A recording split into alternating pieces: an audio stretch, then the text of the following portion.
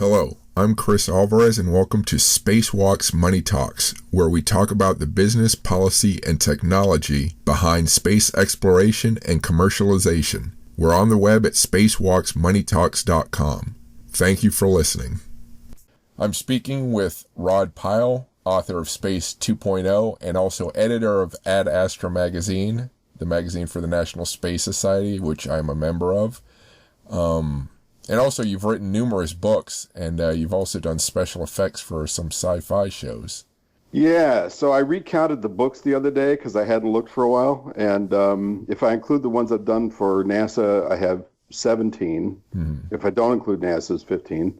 And those were a couple of really fun projects. They were for Jet Propulsion Laboratory, technical highlights 2017, 2018. I didn't do the title, obviously. Yeah. But you know, the mandate was pick 30 really cool technical engineering stories and make them accessible for NASA headquarters and Congress people. And I thought, that's my audience. Yes. So that was great fun. And the visual effects part was, I'd kind of stumbled around in my career at TV commercials and other heinous crimes for a while. Mm-hmm. And then a friend of mine who I'd actually hired back in my TV commercial days, I was the first guy that hired him in Hollywood, went on to be a visual effects supervisor on Star Trek Next Generation. Mm-hmm. So for about 2 years, I was begging him. I said, just let me come work for you for a week so I could say I did. So finally he got me on to the very last bit of TNG and then for 3 years of Deep Space Nine. Mm-hmm. And that was great because that was the time when we were still working with miniatures, with physical models. Mm-hmm. And so, you know, I mean, there's nothing wrong with CGI, but being able to touch those things. And I'll just close that with, we did one photo shoot for a book cover. It's either book cover or counter. I think it was a Simon & Schuster book cover, which is, you know, their captive brand of Paramount at the time. And we had to go up to Paramount's storage shed in Pacoima, California, which is, you know, storage is always out in undesirable land, which is where Pacoima was. So we opened this enormous 10-foot crate, and there was the Enterprise 1701D from the motion picture. Mm-hmm. 1701A. Mm-hmm. So the one right after the TV Enterprise. And it's an 8-foot model, cost $180,000 to build. We were pulling out of mothballs after probably a decade, and mounted it up on the stage and shot that, and it was like going to church. It was so beautiful. That model was just unbelievable, which is why it sold for $180,000 when they auctioned it off years later. Oh, wow. Do you know, I actually interviewed Michael and Denise Okuda, if you know them. So I do. They're charming people, and Mike was the art director at the studio. We were down the street in a big tin shed because we were non-union, so we were kind of, you know, shoved down the way. Mike was on the lot, and of all the people involved, I mean, him and Rick Sternbach, and there's a bunch of guys that were great people, but Mike was probably above all the keeper of the faith, the guy who kept the flame burning late at night to make sure that every script was accurate within canon, and that nothing went off the rails. And then if you saw the remastered original series, the digital remastering they did of that, he rode roughshod over that. And I thought, you know, for the money, which wasn't a lot, they didn't have a lot to spend, the results they got were spectacular, and Mike kept it feeling the way it should, but it's watchable for a new generation, which was an incredible achievement. So yeah, that guy, he's one of the gods. Yeah, cool. Entities, both. Yeah. So all right, so let's talk about the book though. Space 2.0. You bet. Yes. Okay. Because the podcast is focused on space, business, tech, and policy. So, so what does the book focus on? Tell me about it. So, if I had to coin an elevator pitch for it, I'd say it's the handbook for the new space age, which actually is kind of the elevator pitch, because it was not an easy sell, which I'll tell you about later if you want to know. But basically, it's a look at new space from a couple of perspectives. One perspective is I start with the first space age and kind of move through space 1.5, which is just my term for the shuttle and space station years, which is kind of shortchanging shuttle and space station, but I had to come up with a term, so that was it. And then look at this new space age that's upon us. And it really is, I'm sure you and your audience know, kind of started, there were kind of fledgling efforts in the 80s and 90s. Most of them didn't make it. Kistler Aerospace and Rotary Rocket and all these different ventures were befallen by various fates. But they were all kind of underfinanced and big reaches. It was a bridge too far for them. And we were reminded once again of how difficult spaceflight is. But come 2002, 2008, 2010, with SpaceX and Blue Origin and Virgin and others coming along, just on the launch side, or the tourist spaceflight side in the case of a couple of them, and then all the smaller companies like Planet Labs with their incredible CubeSat programs and Made in Space and so forth, we really are seeing kind of a new era. And I think the magic of this is that people can make money at it. And, when you dangle a profit motive in front of Americans in particular, they rise to the occasion. Capitalism hates a vacuum, and here it was in both metaphorical and literal senses. So that's really kind of the crux of it. And then if there's sort of a core message in the book, I mean, there's a bunch of them, because I talk about infrastructure in space, what it's going to take to really build out the kind of infrastructure we need to be there on a regular, repeatable basis and do this routinely and safely and make money and so forth. I talk about investment. I interviewed Steve Jurvetson, who was the gentleman who basically bailed out SpaceX in 2008 when they were running out of money with $200 million. That's what's reported. It's not official. I talk about international politics. I talk about China. I talk about Russia. I talk about a lot of stuff. But I think one of the core messages that I found, and this isn't me being particularly smart, this is me interviewing about 40 people from NASA and SpaceX and Blue Origin and United Launch Alliance and the German Space Agency and the Japanese Space Agency and what I could get out of China, Russian Space Agency and so forth, and asking them, what's your wisdom on this new era? And the general message was that while we have all these areas of strength, we have NASA is still a preeminent space agency in the world. We have all the private entrepreneurs over on the other side, the internet billionaires and their clan, and old aerospace, which is now becoming reinvented aerospace like ULA and Boeing and Northrop Grumman and so forth. And then we have the international sector over here, where these three overlap. When you can make that work, you've got something. And for me, that's kind of the bright spot of all this is, can we combine those things? And that's something Buzz Aldrin's been preaching for decades. Let's really bring this together. In particular, he's got good things to say about China, and we all understand that there are problems there. There's intellectual property issues. There's the ITAR and Wolf Amendment legal prohibitions and so forth. But if we can figure out a way to work together, I think that's where the magic really happens. And I was quite encouraged. I was talking to a gentleman at JPL who's in charge of their planetary program. And I said, what do you think will happen with ITAR? And he said, well, as you probably know, the first collaboration between the United States and the Soviet Union in the 1960s wasn't with manned space flight. It was with robotic space flight, which is true. It was the early to mid 60s. We were already sharing results from our unmanned probes.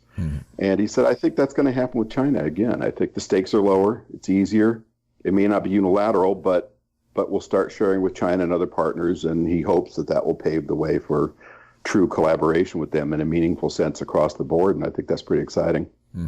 That kind of leads into my next question, which was, what challenges do you see in space exploration and commercialization that you're most concerned about? Is it this collaboration thing, or are there other issues you see? Gosh, there are a few, aren't there? Yeah. So I know. I mean, so I was looking at that tweet from Jim Bridenstine the other day to Elon about, hey, congratulations. Will you spend some time working on my rockets, please? I'm paraphrasing. I mean, I think there's a big challenge right there.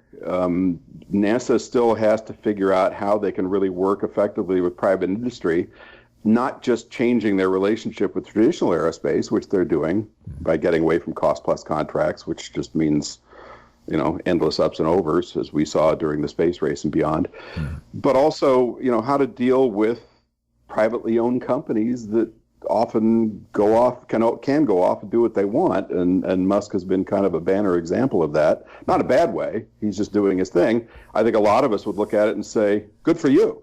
You know, this is going to drive this bus. We're finally going to go places. And we just saw that the other day with Starship.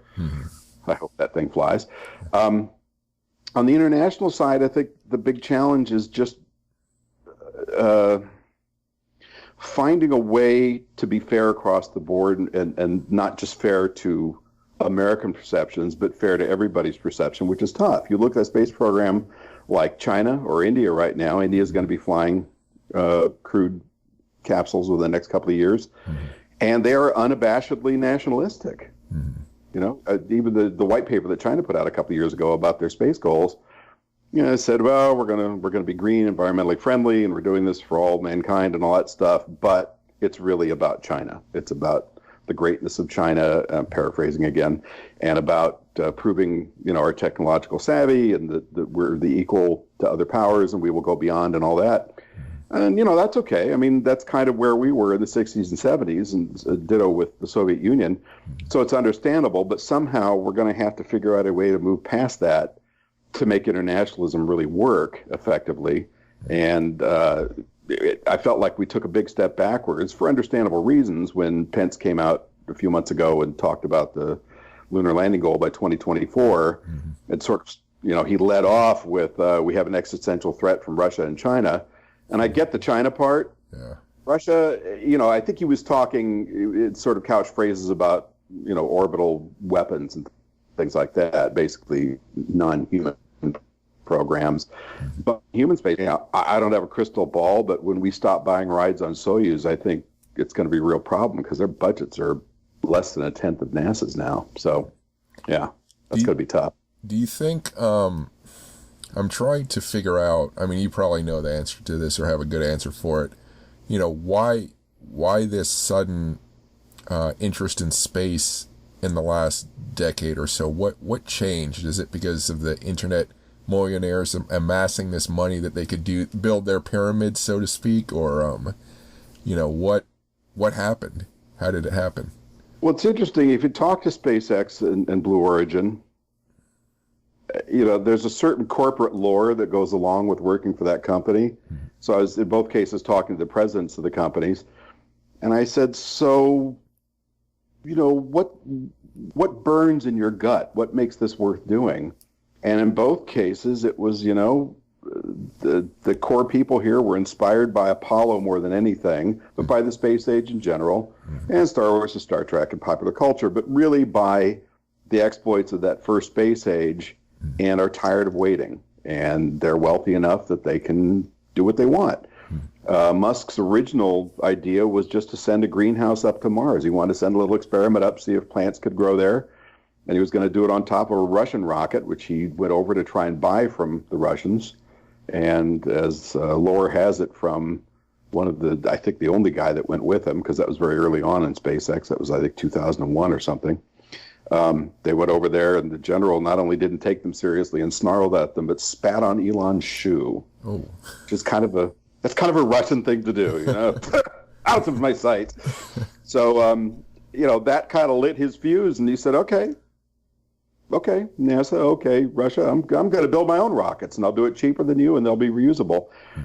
So I think a lot of it's just the fact that they can, because these billionaires have been created. And it was interesting, talking especially to the Europeans, but also the Japanese, I said, when do you see similar kind of enterprises taking off in your countries on the private sector? And in both cases, they said, not for a very long time.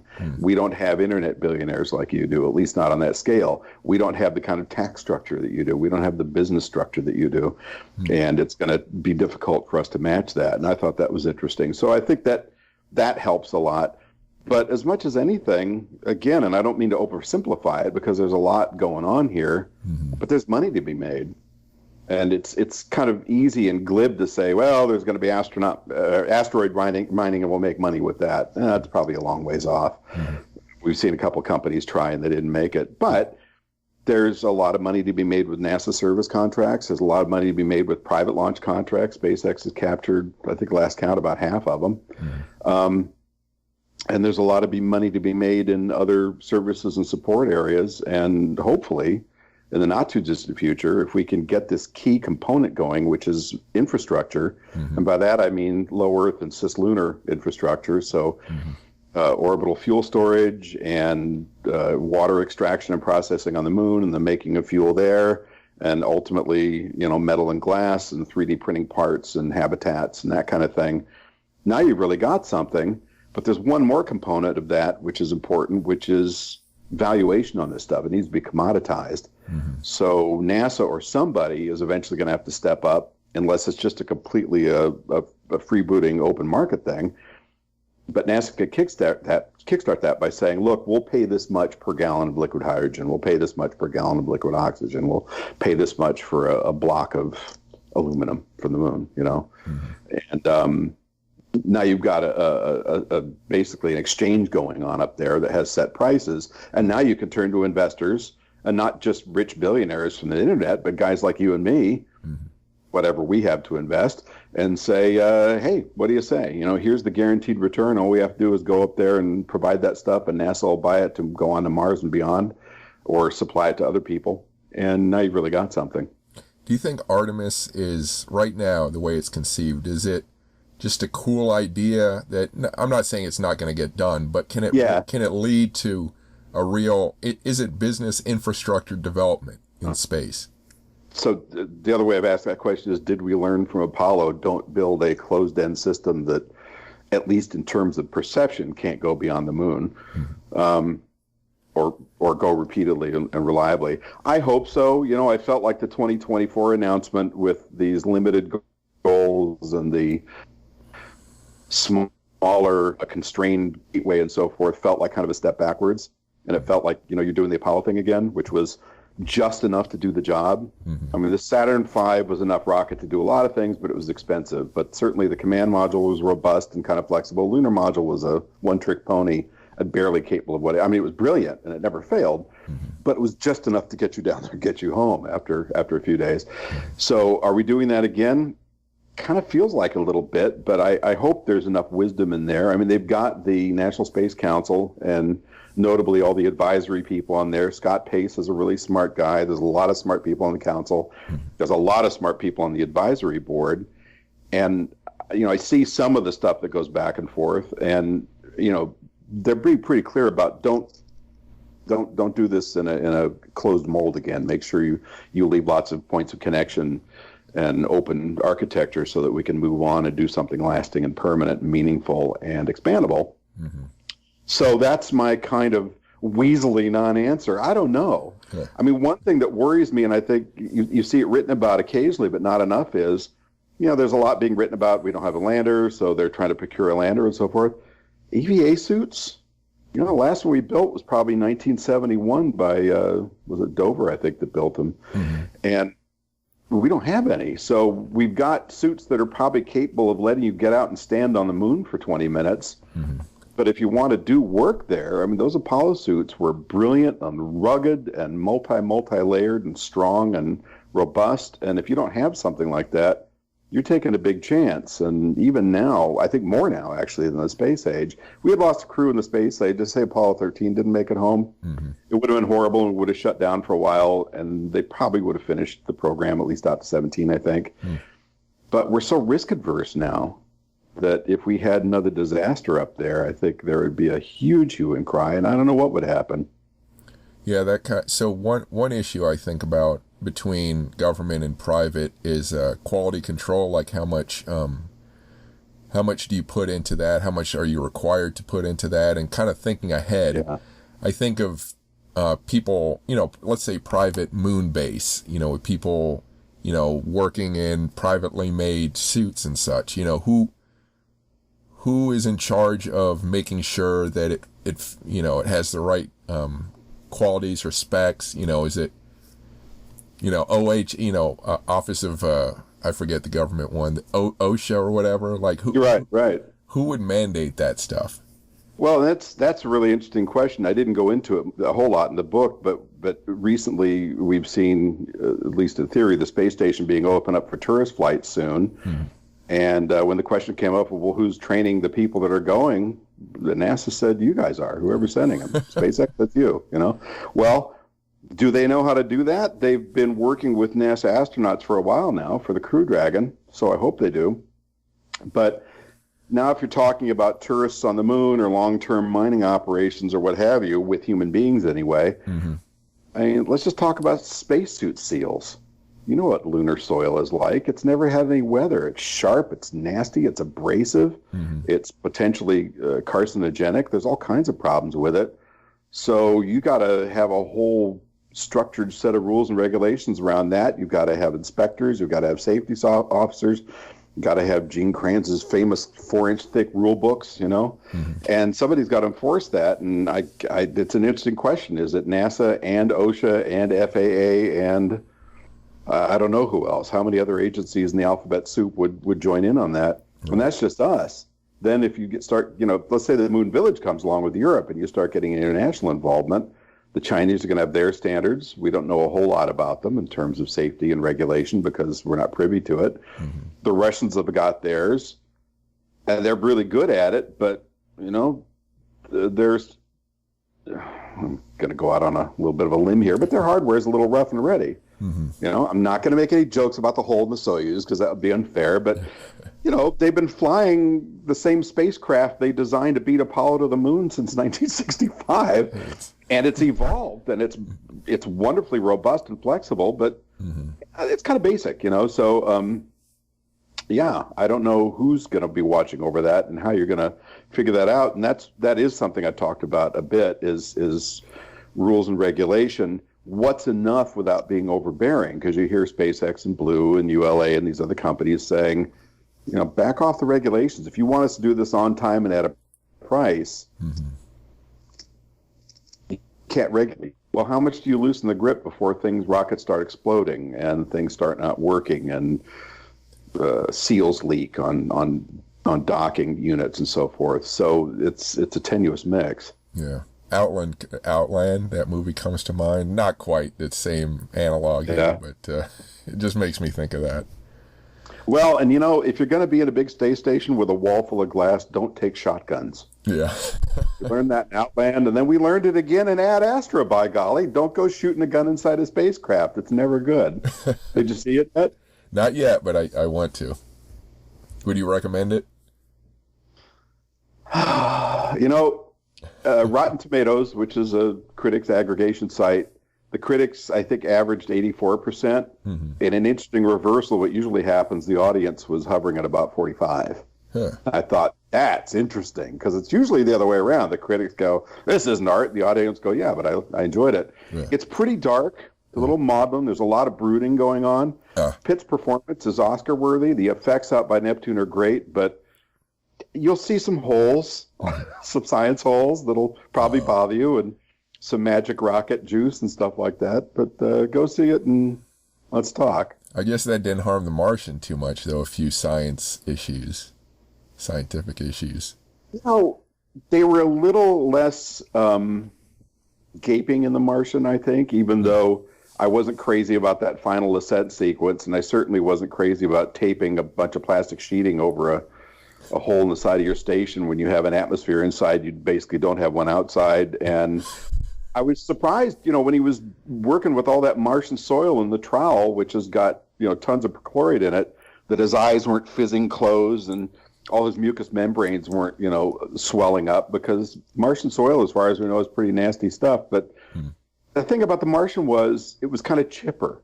You know, Matt Damon made it kind of happy and fun, and oh, look, there's cute little Pathfinder, isn't that nice? And I'm going to crack some jokes while I'm wandering around. That is not Ad Astra.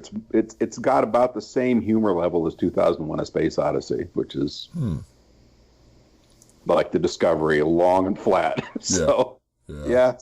Well, do you see any challenges in all of this that could easily be fixed or addressed right now? Do you see any kind of policy issues or anything some holdups that you don't like?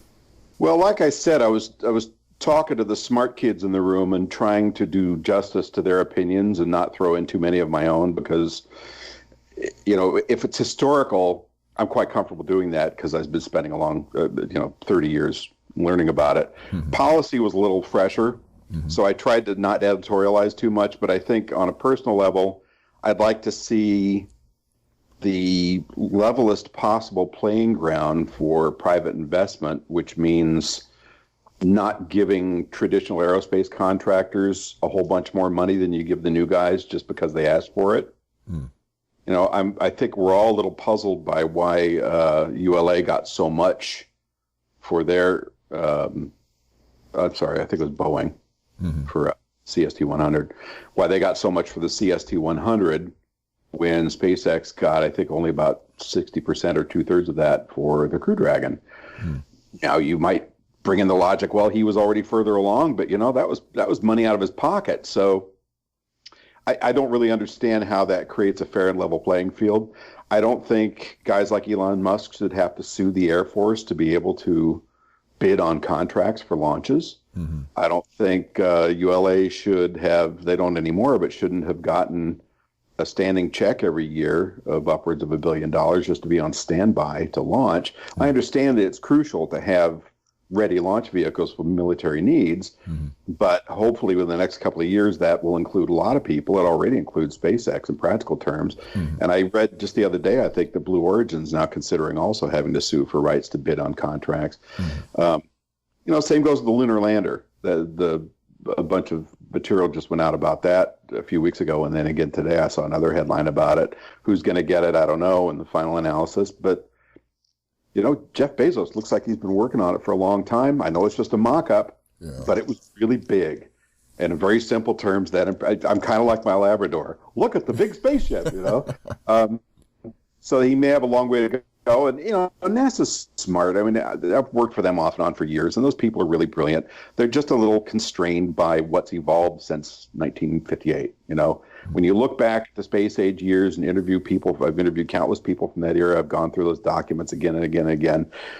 You know, as a writer of history, it's tough because you look up a NASA reference from 1965 on the Saturn V, and the number looks kind of funny, and then you look up another one, it's different. You look up a third and a fourth one, and they're different. You realize these guys weren't worrying about people 50 years later writing books about what they did. They just wanted to get the job done.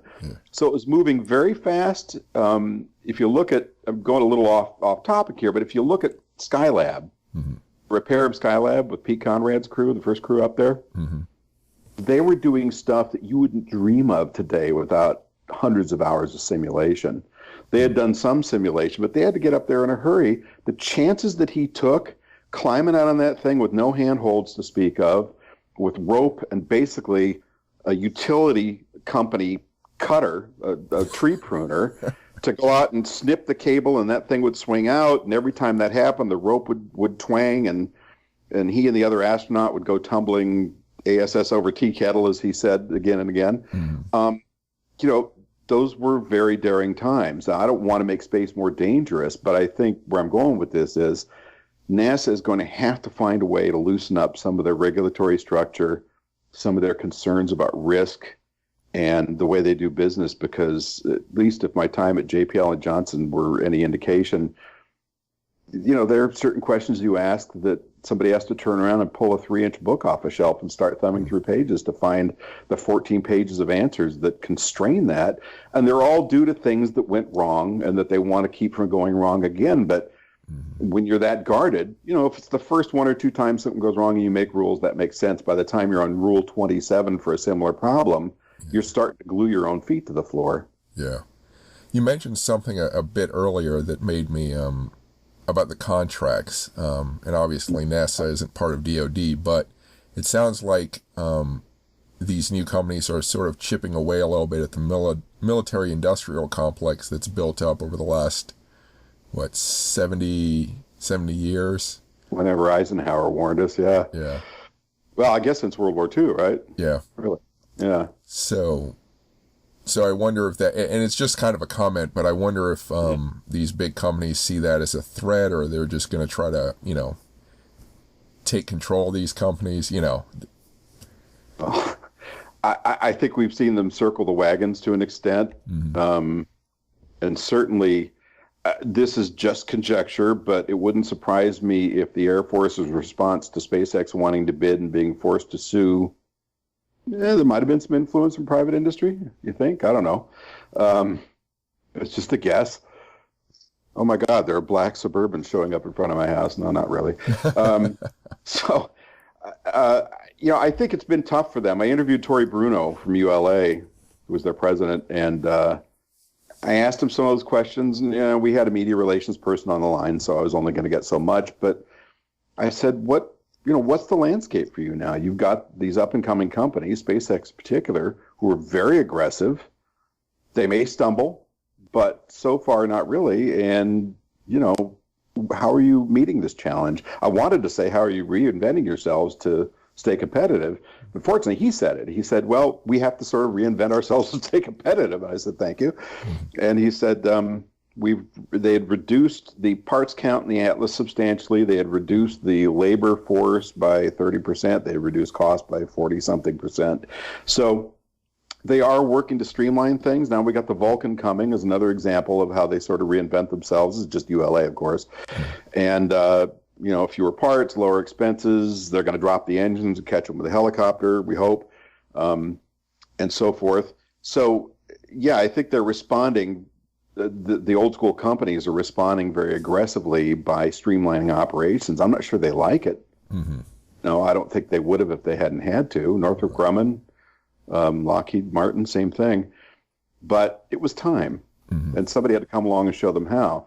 Now, one of my worst fears, and I was thinking of this when I was watching the press conference about Starship the other day with Musk, if that for some reason takes a lot longer than planned or is just undoable for some reason, which I can't see, but I suppose it's possible, there's going to be a lot of people saying, see, we told you so. And I would hate to see that happen because Musk and Bezos, in his way, I mean, he's been moving slower and more incrementally.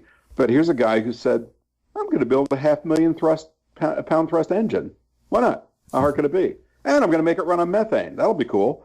And it'll be clean and reusable. And he did it. And not only did he do it, that was a big enough achievement, but he's selling it to ULA. So we have this co-opetition. Where have you seen that before? I don't see that very often. You don't see Ford selling engines to Chevy, very often. So I thought that was remarkable, and that's kind of a whole, at least in space, to me, that was kind of a whole new model, at least on that scale, because Bezos could have said, look, I'm building a new Glenn. I'm going to monopolize that market. You watch. He said, no, I'll share. I'm sure there was sound business logic behind that, but it sure gave ULA a good option. Yeah. I just have a few more questions. I don't want to keep you too much longer. Yeah, no sweat.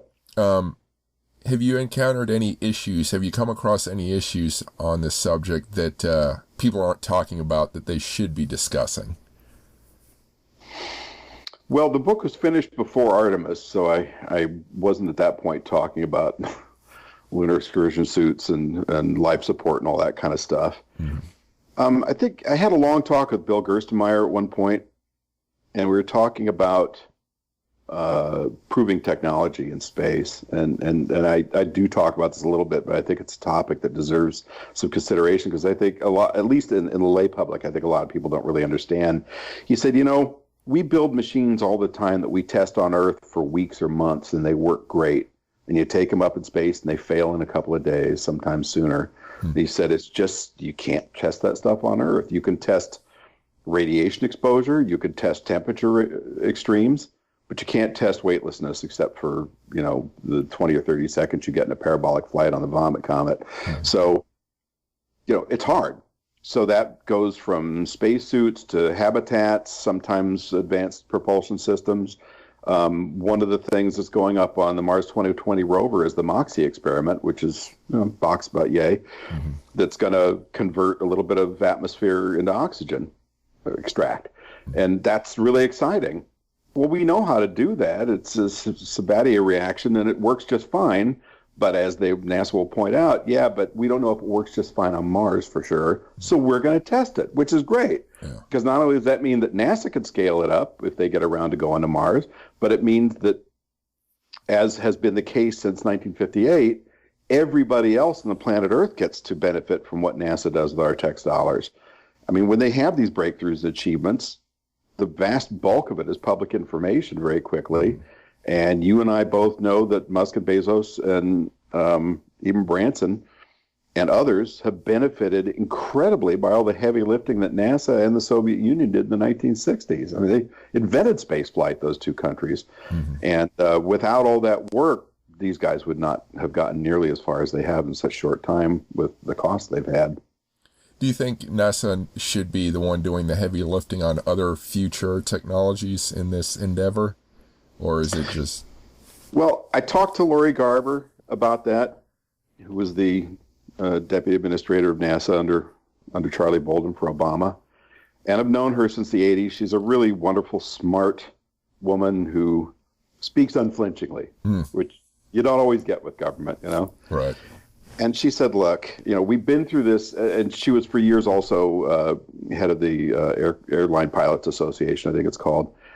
And she said, look, we've been through this with civil aviation, you know. It was invented, in that case, for war, just like ICBMs were back in the Cold War. The airplanes were evolved by the companies that built them, and we had this fledgling kind of civilian aviation going, but it was dangerous and kind of all over the map and very risky and certainly not safe for civilians. And then the government stepped in with airmail and the FAA and charter service and so forth and made it work. And then kind of took their hands off. They still regulate it, but private industry ran with the ball. And basically she was saying, let's do the same thing with space. So I think, and she's not a fan of the SLS, that's not a secret. So I think, you know, the best thing NASA can do is what it does best, which is push the boundaries, explore, get us beyond Earth orbit, please, as soon as possible, preferably with human beings in the not too distant future. And really pioneer new things and let private industry, well-regulated and intelligently handled, build the hardware and fly the routine stuff. You know, we saw with shuttle how it tried reusable spacecraft. Now, to be fair, it worked very well most of the time. It just never got close to what was expected of it. It was grossly oversold to Congress, and oh yeah, we'll be flying every week, and you'll just land and hose it off and empty the ashtrays, and off you go again, you know. And that never happened. It was a bridge too far for the time. I'm not sure government can ever do that kind of thing well. We've seen this again with SLS. We have another $4 billion with a B this year going to SLS and Orion, and if you, at least at the current rate of expenditure, if you gave that to SpaceX or ULA or eventually Blue Origin, they'd have us off this planet many, many, many times for that amount of money instead of spending on designing one rocket and spacecraft. Orion will be great once it's finished. SLS will be okay once it's finished. I don't know how many they'll fly because they don't have a big supply of engines for it. But, you know, it's an old-style rocket that's just sinking the ship in terms of money. So I'd like to see NASA really sort of step aside from that, which, of course, means getting Congress to back off and stop trying to pander to their districts and just say, okay, we're going to let private industry do it. So if Shelby can't get his head wrapped around the idea that SLS is going to go the way of a white elephant eventually, which it might, then let's have SpaceX and Blue Origin open plants in his district, and then everybody's happy. Yeah. So a bit of a crystal ball question. What immediate advances do you sort of see for space exploration? And that includes either in robotics, AI, propulsion systems, communication systems, anything, you know, even the small things people aren't thinking about. Well, since I'm not a technologist, I'll just kind of throw out some stuff that I've been hearing from people who were looking forward. So I was at a press conference at Aerojet Rocketdyne a couple of years ago, and one of the speakers was talking about advanced space propulsion, you know, not leaving the planet, but how you get around once you're up there. And she was the chief engineer on the project, and I was listening, or the head of the division. I was listening, and I went through afterwards, and I said, what you're talking about sounds an awful lot like NERVA from the 1960s. And she said, that's exactly what we're working on. And I thought, oh, it's back. Thank goodness. Now, is that the best kind of atomic propulsion? It's fission-based, and it still needs fuel that you spray over the reactor, and poof, out it goes out the back. And I think the specific impulse is about twice of what a chemical rocket can do with the same amount of mass. But that twice is a lot. I'd like to see something an order of magnitude better than that. So it's, you know, somewhere between that and Project Orion, not the spacecraft, but the old Project Orion with the atomic bombs coming out the back. Right. but, there's a lot going on in advanced propulsion. That's very exciting. I think there's a good chance that the smaller company may end up making a big breakthrough. I know of some work that's being done fairly quietly on some advanced propulsion systems that could prove to be revolutionary. Let's see. There was another area I was thinking of. So I mentioned communications, robotics, AI. Oh, thank you. Yeah. So on the AI side and the communications side, one thing I discovered while I was writing these books for JPL over the last couple of years, which I wouldn't have known otherwise because they don't talk about it a lot. And when they do, it's usually jammed in a corner of their website somewhere or a tiny press release. The machines are becoming more and more capable as they become smaller and less energy hungry. So, for instance, there's a guy that they recruited from Qualcomm, I think, who came into JPL. He's very quirky, interesting guy, very friendly, just little off center from what we're used to, but brilliant. And he had taken radar units. He had taken radar units that used to be about the size of a microwave, not the dish, but the processing unit, and miniaturized them to the size of a pencil eraser. And they take that much less energy, so they can run off, a microvolt or two or something.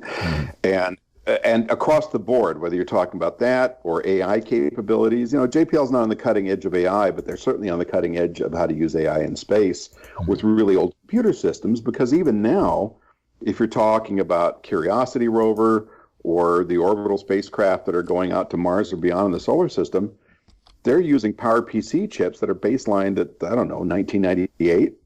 I mean, they're really slow because those are the only ones that have been radiation hardened, all of them done by BAE systems. And they're very good, but they're slow, and they cost between $400,000 and $750,000 per chip.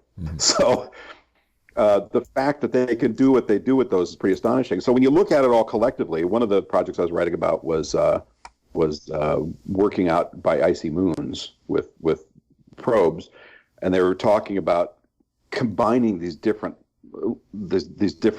bodies of technology that they're working on. So advanced AI, so that the machine is self-aware in terms, not self-aware like, I'm Mr. Spock, but self-aware in terms of, I know what's wrong with that solar panel, and I know how many bits are burned out in my process, in my memory, and I know exactly how well that robotic claw is working and all that.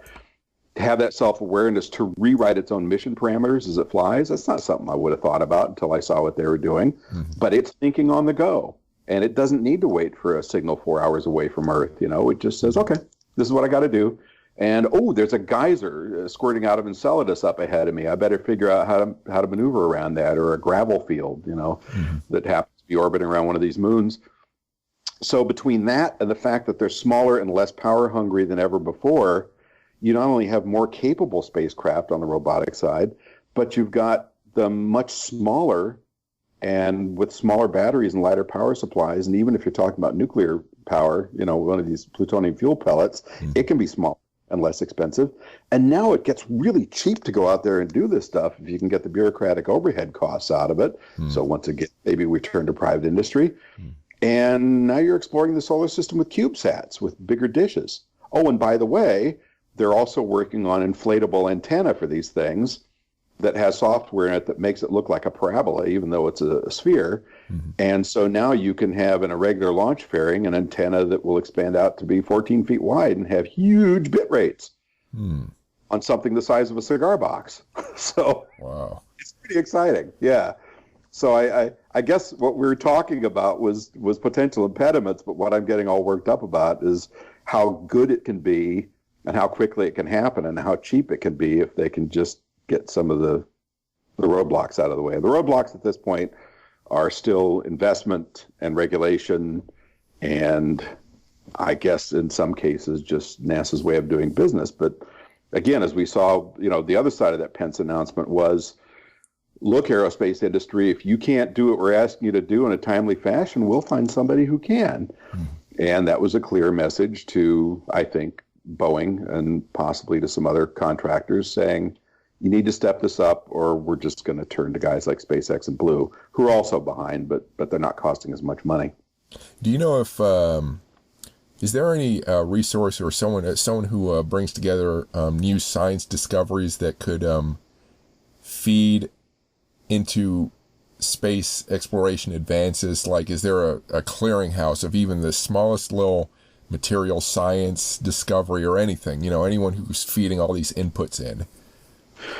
Well, in terms of direct experience, the only ones I've seen were at JPL, where they have a very aggressive program to join with industry. Sometimes it's to bring them in on projects, but oftentimes it's just to not even sell their discoveries, because I'm not sure they can, given how NASA's charter works. They just give away the technology and say, look, here's a discovery we made. Go do something wonderful and cool with it. Keep us posted. So that's very aggressive. I think NASA does that across the board. I'm just familiar with how JPL does a little better. And there was something, I think it was the Aerospace Corporation. Of course, a lot of what they do is classified and proprietary, but they do have kind of it's almost like a big play center, where they have block games and tables where people can work together. It's one of these kind of new age sort of collaboration centers where you can sit on the floor and eat graham crackers and feel like a kid, and incredible things can happen. I'm not sure how much industry crossover was happening there. I know there's some discussion of bringing in other folks, but of course they've got all kinds of government restrictions to deal with. So there's a little bit of that. I'd like to see more of it. Again, NASA ultimately, in fairly quick order, usually gives away virtually everything they do, and industry is able to just gobble it up and run with it. The only time I saw that not happen, it was kind of weird. I was writing a book, I don't know, probably 10 years ago about Apollo, and I was on the internet one Thursday night, and I'm typing away, and I'm looking up schematics for the Saturn V. I think it's something arcane, like the Ullage rockets, the rockets that drive when they're staging, that pushes the stage back for a second to get the fuel to settle. And the next day I went in and pulled it up, and I got a 404 error. I must have checked my plug, everything's fine, And I'm looking. So I finally called a guy at headquarters that I kind of knew on the public relations side, and I said, where's all the data? He said, we took it down. See, why? And apparently there had been this massive theft of material by China that was supposed to be somewhat classified. So NASA just kind of closed the gate on everything. And so if you were in the middle of a project, you were back to the library and the 3-foot-long card drawer with the cards in it and all that. And I thought, oh, my God. A week later, I was on the internet, and I found it again. I thought, oh, great, they changed their mind. And then I looked, and I realized it was a Chinese server that was set up as a mirror. So that really gave me the creeps, but public service in another way. Yeah. I think going back to the library and doing the old school paper research, maybe you'll discover something that way that you hadn't thought about, Well, the nice thing is, as guys who are over the age of 30 remember, maybe 45 at this point, there is a certain tactile pleasure to doing it in a library. And I think we remember things differently than we see in a book because of the coordination between hand and eye and motion, all that. That's been studied to death. On the other hand, I really like not having to go to the shelf and find out that the book's overdue or was loaned to another library or was lost and never replaced. Right. So, working from my office, which is one set of stairs below my sleeping chambers, is really a delight. And I do enjoy going out to the JPL archives and other NASA facilities or industry facilities. I got to look stuff up, but boy, you can't beat working off the internet if the information's good. Like I said, a lot of the times you got to do multiple cross checks because some of the old stuff just isn't accurate. All part of the game. Yeah. So where can people find your work on the web? I have a website that I'm glad you asked that because it reminds me I need to do an update this week called pylebooks.com. That's Pyle books.com. I've got a podcast called Cool Space News on iHeart that I do out of KFI Radio here out of Los Angeles. And then I have weekly and bi-monthly radio appearances in LA and Chicago and the Eastern Seaboard and a bunch of other places. Cool. So that's all the questions I have. Do you have any final words, thoughts, or words? Well, yes. So I've been talking about Space 2.0 and the new space age for probably 7 years, and I do a lot of talks. I was just out at the Smithsonian last week, going on and on about this stuff. And those poor people, I think I went on for 98 minutes, which was the slot, but that's a long time for what audience? My hands are going everywhere, and I got my PowerPoints up, and I get very excited. So about 5 or 6 years ago, I was talking to a group of kids in San Diego who were aerospace engineering students. They're, early to mid-20s. And I was going on and on about the Apollo program and these incredible missions of exploration going off to the mountains and the valleys of the moon as often as every 10 weeks and all that, because it was an amazing time to be alive. And I'm talking, and I looked down the front row. There's a small group. It's only about 30 kids. And there's 3 of them crying in the front row. I thought, what did I say? Did I say something improper or politically incorrect? What did I do? And so I stopped and I said, I'm sorry, did I say something upset you? And the girl in the middle said, no. She said, you just have no idea how lucky you were to be alive then. And I thought, my gosh, she's right. I hadn't really thought about it. I just thought about, getting old and having to eat more oatmeal and that kind of thing. So to hear that from that young lady really kind of straightened me out. And I thought, yeah, I was incredibly fortunate. And the other thing I'd like to share is a couple years before that, I was interviewing Gene Kranz for a History Channel documentary I was producing on Apollo 11. Mm-hmm. And it kind of fits with the end of our interview here. We had been talking for about an hour, 15 minutes. And I said, that's all I got. Do you have anything else you'd like to say? And, I used to do World War II documentaries and space documentaries and everything. And usually with those interviews, especially if the guys are older, it's like, we've covered it. I need to go drink my Enfamil or whatever. And he said, yeah. And he looked down for a second. He looked up at me with those steely missile man eyes of his and said, what America will dare, America can do. And I thought, hearing it from anybody is kind of cool, but hearing that from Gene Kranz, which I had never heard or read before, was sort of like a laser beam into the eyes, Yeah. And I've remembered that ever since. And I think I'd update it to, what we can do collectively, but it's a good sentiment. And I try to remember that when I'm writing this stuff. Yeah, cool. Yeah, I'm sorry we went well over time, but I really appreciate it. Thank you for listening. The best way to support this podcast is to rate it on Apple Podcasts. You can get more information at spacewalksmoneytalks.com.